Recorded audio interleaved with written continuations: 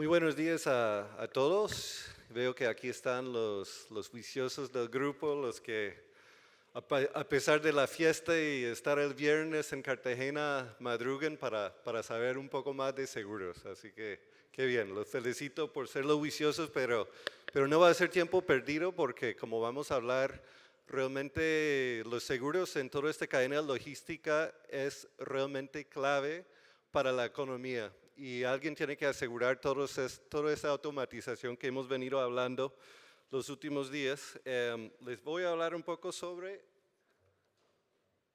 lo que vamos a discutir en esta mañana. Básicamente son 4 puntos. ¿Sí? Les voy a dar una pequeña presentación de quién soy y quién es Munich Re. También vamos a hablar un poco de lo que es un negocio muy tradicional, que es el seguro, y en el tercer punto vamos a mirar más bien hacia dónde vamos, porque es un gremio que se está evolucionando. Y quiero finalizar con un pequeño ejercicio de que si los robots nos van a reemplazar o no.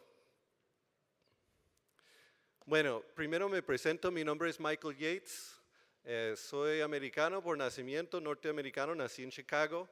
Pero mi mamá es inglesa y mi esposa es colombiana, así que ya tengo 3 pasaportes.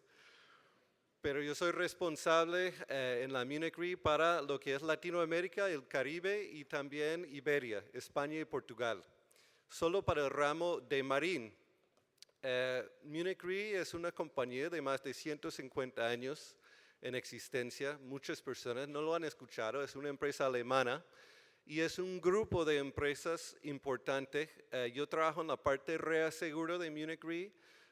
Munich Re es una empresa que factura anualmente 200.000 millones de euros, 50.000 millones de euros, y tiene una utilidad de 2.000 millones de euros, lo cual suena mucho. Pero los matemáticos que están aquí se pueden dar cuenta que es un 4% la rentabilidad de este grupo, ¿sí? A nivel global. Y eso significa lo que muchas personas no saben de seguros, que no es que estamos haciendo un montón de dinero que piensen, ¿sí? Y en realidad una margen de 4% generalmente lo hace una aseguradora en las inversiones. Es decir, lo que recolecta en primas generalmente lo tiene en gastos, entre gastos y siniestros lo gasta. Pero ¿dónde está el 4%? Pues en las utilidades que dejan las inversiones. Así funcionan básicamente todas las aseguradoras del mundo. Bueno, en nuestro grupo hay varias empresas. Esas son las empresas que tienen que ver con el seguro marítimo. No voy a entrar en detalle, pero sí tenemos un sindicato en Londres. También el grupo está en varios países en Latinoamérica, tenemos oficinas en México, Brasil, también en Colombia, aquí donde tenemos un hub, y en España también. Bueno, en nuestro sindicato hacen lo que es el seguro directo, mientras en Munich Re hacemos el reaseguro. Reaseguro, para los que no lo saben, tenemos clientes en Latinoamérica, algunos de los patrocinadores que están aquí con nosotros presentes, por ejemplo, la Previsora de Seguros en Colombia, Osura Seguros, que es otro patrocinador del evento.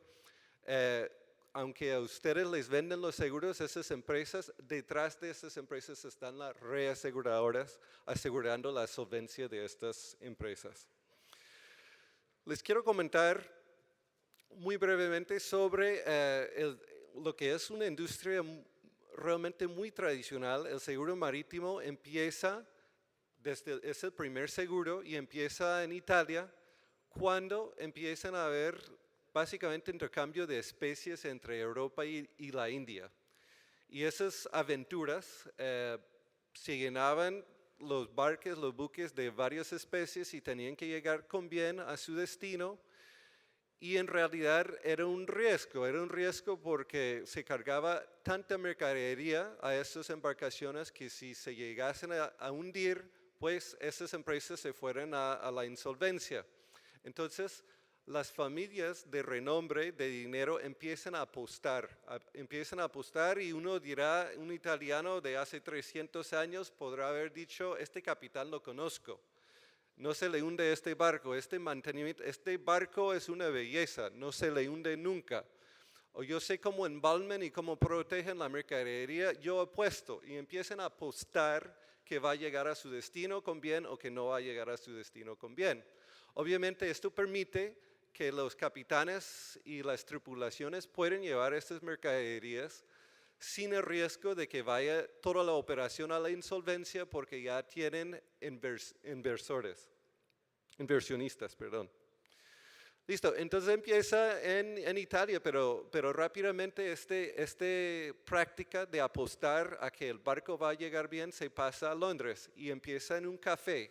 Empieza en un café que se llama Lloyd's, y en Lloyd's es donde las familias inglesas de apellido de dinero también empiezan a apostar. Y eso más que apostar se convierte en una suscripción, se convierte en un análisis de quién es el capitán, quién es la tripulación, qué es la carga que llevan. Y en base de esto empiezan a poner su propio capital apostando básicamente que va a llegar a su destino y ellos reciben un retorno que es la prima para el riesgo. Lloyd's sigue en existencia hasta el día de hoy, ya no es un café, es un mercado en Londres. Es el edificio que ven todo moderno ahí a la derecha. Todavía el primer piso sigue siendo Marine. Cada piso en Lloyd's tiene su diferente área. El segundo piso creo que es Property, si no estoy mal, pero el primer piso sigue siendo Transportes y Seguros Marítimos porque de ahí nació todo seguro. ¿Por qué es importante esto? Porque sin los seguros, y hasta el día de hoy, sin los seguros no puede existir el comercio, no puede existir el intercambio, porque nadie se arriesga, porque los montos se han vuelto tan grandes que producirían la insolvencia para todo el mundo en caso de una catástrofe. Lloyd's todavía sigue siendo el epicentro del seguro marítimo, puertos y terminales, offshore energy también. La carga todavía se suscribe mucho, pero cada vez más estamos viendo capacidades regionales. Entonces, lo que tenemos hoy día cuando hablamos de seguro marítimo, básicamente son 4 columnas. Tenemos todo lo que es carga, todo lo que es casco, embarcaciones de placer, blue water, brown water, que son diferentes tipos de buques que aseguramos también. Y luego están otras coberturas, lo que digamos que son varios, que lo que puede ser arte, lo que puede ser equipos, básicamente todo lo que se mueve es marina. Inclusive cuando se inventa el automóvil, se lo dan a los suscriptores de Marine porque es algo que no es estático, es algo que va de un lado a otro y luego generaron otro ramo de seguros para el automóvil. Los puertos, la RC de los puertos, la RC de los astilleros también, todo esto es lo que vemos en Marine. Es un solo ramo de seguro y de reaseguro. Cuando yo les conté que yo velo por Latinoamérica y Caribe y Iberia, es solamente con esos seguros. Yo no veo edificios, no vemos automóviles ni RC, estamos enfocados en los riesgos marítimos. Bien, para que entiendan un poco que es una industria importante y muy tradicional que no ha cambiado mucho en los últimos 300 años, pero la tecnología nos está obligando a cambiar, a adaptarnos. Por ejemplo, voy a hablar de 3 riesgos que nosotros lo vemos como riesgos emergentes. Uno de ellos, por ejemplo, es el ciberataque, que es algo que ha surgido en los últimos años. No sé si han escuchado seguramente algunos ataques, por ejemplo el de FedEx o el de Maersk, que han afectado nuestra industria, donde FedEx, por tener que básicamente cerrar todas las operaciones por un ciberataque, tuvo que enfrentarse a un siniestro de $300 millones en Europa por cierre de operaciones, puro lucro cesante, porque no se dañó ningún paquete, no se dañó ningún edificio, no hubo daños físicos, solo hubo un ciberataque que impidió que la industria siguiera funcionando por los sistemas, básicamente. Y en Maersk pasa algo igual. Han tenido ciberataques que han afectado sus operaciones en puertos en más de 5 países. Entonces, esos son riesgos nuevos. Esos ataques y la dependencia que tenemos en todo lo que es la tecnología también nos genera cierta vulnerabilidad. Ese aparato que ven ahí a la derecha arriba es un aparato que permite que, por ejemplo, los generadores de electricidad apaguen toda la operación y todos los sistemas que están todos conectados a esta única llave que permite que en el evento de un ciberataque puedan apagar todas las operaciones para que no sigan siendo afectados por este ciberataque. Lo que vemos ahora son contraataques, donde los malvados lo que hacen es instalar malware a través de un vendedor que les puede llegar y deshabilitan este aparato. O sea, además de inventar nuevos códigos que van a arruinar las empresas o destrozar la habilidad de hacer transacciones, también han inventado sistemas y códigos que van a impedir que apaguen el switch cuando es el momento del ataque. En carga y en la industria logística también vemos aparatos nuevos que estamos inventando nosotros y están inventando los malvados, siempre tratando el uno de ganar al otro. Por ejemplo, lo que ven con estos 4 antenas es un jammer. Ustedes saben que muchas veces si alguien está llevando carga, televisores, alguna carga que es muy costosa, pueden ser celulares, se instalen sensores de GPS en los contenedores y en las cajas. Eso es para que cuando en la eventualidad de que se robe la mercancía, podemos ubicar los contenedores en un mapa, llamar a la policía y básicamente tratar de recuperar esta mercadería que ha sido robado.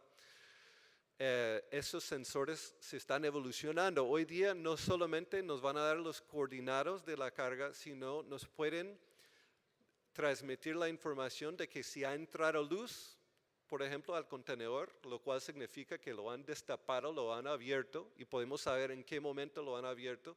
Podemos saber la temperatura dentro del contenedor y el nivel de humedad, no solamente los coordinados geográficos. Se ha inventado también esos jammers de los antenas para en el momento de robo apagar con todos los sistemas que funcionen por satélite, por GPS.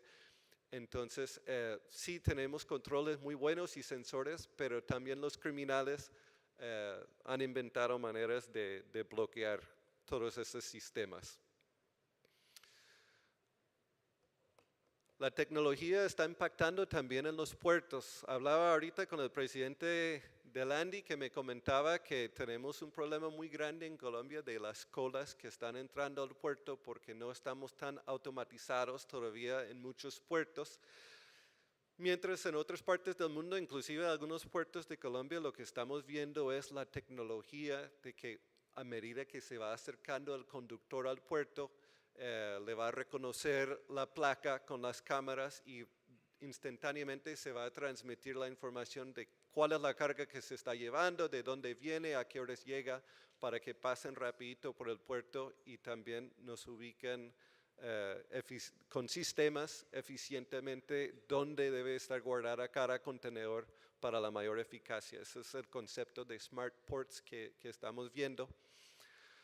Y por el puro tamaño de los riesgos, ahí les muestro un buque que lleva contenedores que puede llevar 19,000 contenedores en un solo buque, lo cual nos genera una dependencia de sistemas para realmente entender qué es lo que hay adentro, cuáles son los valores que pueden estar afectados y cuáles son los valores de los seguros que deben comprar los puertos que ahora tienen que recibir esos semejantes buques y son responsables por esos buques y su carga mientras están en el puerto. Entonces esos son riesgos también que por el puro tamaño nos genera también una dependencia de la tecnología.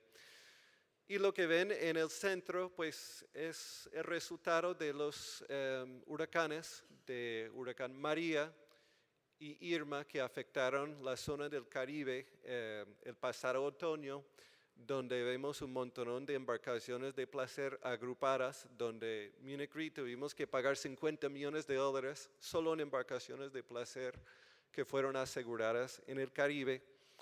También estamos basándonos en la tecnología para instalar sensores de GPS en esas embarcaciones de placer que nos permiten saber dónde están, porque el desafío histórico del seguro de marina es saber si llega un tsunami, si llega un huracán, si hay un terremoto, en cuánto nos puede afectar, cuánto el cúmulo y es muy difícil porque estamos hablando de bienes que se mueven, contenedores que se mueven, camiones que se mueven, buques que se mueven, yates que se mueven.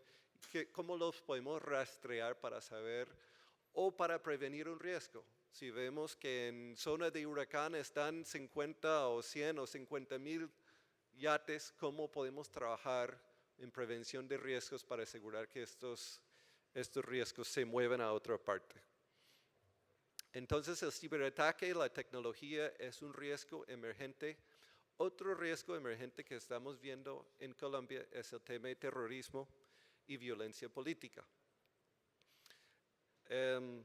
No sé si han viajado a Perú, pero en Perú está el puerto de Lima, Callao. En Colombia hay 2 o 3 principales puntos de entrada al país en lo que son contenedores. En Lima, Perú, en el puerto de Lima, Callao, 80% de la mercancía contenerizada del país pasa por un solo puerto, que es un puerto que está expuesto a tsunami y otros eventos naturales. Si se ponen a imaginar por un momento el cierre de un puerto tan importante como lo es el puerto de Lima, Callao en Perú, el efecto que puede tener en la economía, se convierte en un blanco interesante, obviamente, para los terroristas. Y de hecho, el tema de transporte y puertos ha sido de los más afectados. Aquí hay una lista de 4 o 5 eventos que han sucedido en Colombia en los últimos 2 años, el último año, últimos 2 años. En Colombia, en México el puerto de Veracruz, por ejemplo, se vio afectado por un bloqueo y había sacudo de almacenes. Solo Walmart perdió $60 millones por los sacudos que afectaron esta zona del país en México. Entonces, está claro que los puertos necesitan una protección de terrorismo y no solamente los puertos, sino la carga. Es verdad que en Colombia hemos llegado a un acuerdo de paz desde el punto de vista de seguros, y lo que estamos viendo con violencia política en la nación. Todavía nos preocupa el hecho de que esas personas que tenían básicamente como actividad económica trabajar en guerrilla o en los FARC, que hoy día están de cierta manera siendo indemnizados por el gobierno durante un periodo de 2 años, reciben un salario. Nos preocupa qué sucede con todas esas personas.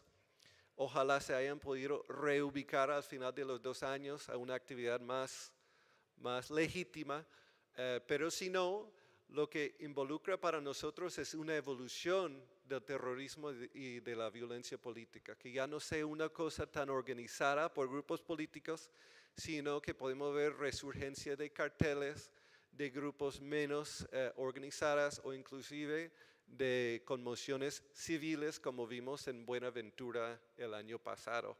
Entonces, lo que vemos es que el riesgo de violencia política no es que se está acabando en Colombia, pero se está evolucionando, y esto también implica que en seguros tenemos que evolucionar.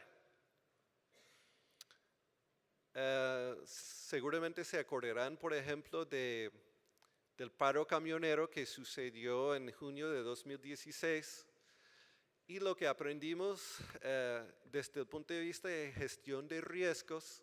Por ejemplo, pueden ver ahí los titulares que se perdió o se pudrió mercadería que no fue afectada, que no fue que los huelguistas llegaron en la calle y necesariamente incendiaron la carga, aunque en algunos casos lo hicieron. En otros casos simplemente había tanto bloqueo, tanto falta de acceso, que la carga perecible que llevaban esos camiones simplemente se perdió porque no podían pasar, no podían llegar a su destino. Y desde el punto de vista de seguros, eso nunca ha sido contemplado.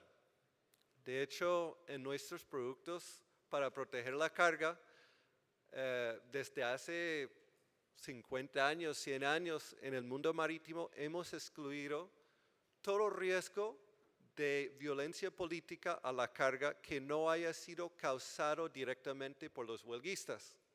Es decir, si un huelguista le encienda este camión y la carga, lo pagamos. Si hay un bloqueo y se pudre la mercadería, tradicionalmente no se paga, nadie lo paga. Entonces, esta existencia de riesgos de violencia política o conmoción civil que todavía existen en Colombia, que afectan la cadena logística, no solo en los puertos, sino también con la carga y los camiones, nos ha impulsado a tener que idear nuevas coberturas, dar coberturas que en el pasado no hemos dado. Violencia política para carteles, para grupos no organizados, para conmoción civil, mirar productos para poder responder ante la mercadería que simplemente se pudre por falta de acceso seguido de un evento de violencia política en el país. Entonces, lo menciono como un segundo riesgo emergente que nos está obligando a pensar diferente en seguros. Y realmente, como yo les mencionaba, es un gremio muy tradicional que generalmente, como ya les expliqué qué es lo que es el seguro de marín, también hay seguro de property y seguro de responsabilidad civil. Históricamente se han mantenido separados, por eso si algunos dueños aquí de puertos o zonas francas se van a dar cuenta que de pronto tienen 5, 6, 7 pólizas diferentes, uno para cubrir su edificio y su mercadería, otro para cubrir sus transportes, otro para su responsabilidad civil si algo sucediera, otro para sus autos. Y lo que hemos estado buscando en el sector también es buscar soluciones más integrales para el cliente. Yo les comentaba que yo veo solamente la parte de buques, de RC portuaria, astillero, de carga. Y es cierto, porque es que uno no puede ser experto en todo, pero lo que sí tenemos que diseñar como industria es una manera de que nuestros clientes entienden lo que están comprando y ojalá que tengan una sola póliza, y esto nos ha llevado a generar productos nuevos también. Menciono algunos ahí en rojo, como lo que es la póliza integral de logística o la póliza integral o inteligente de puertos, donde tratamos de trabajar nosotros como gremio para producir las diferentes coberturas en una sola póliza con una sola vigencia. Y no sé si está Fernando Huertas o Jorge Cruz presente, se levantan la mano, ahí están atrás.